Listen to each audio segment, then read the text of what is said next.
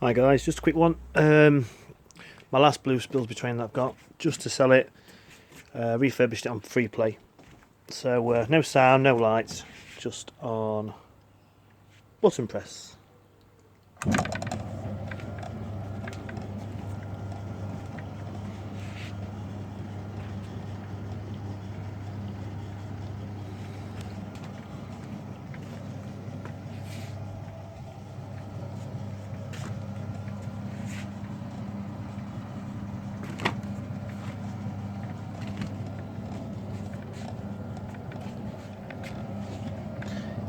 Coin mech just to fill the hole up.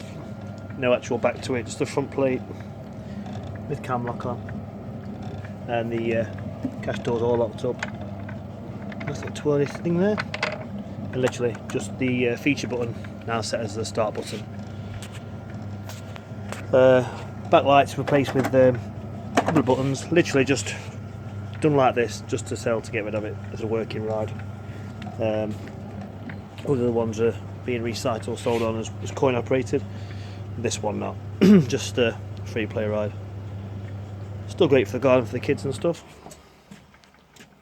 Nice short ride. Cheers guys.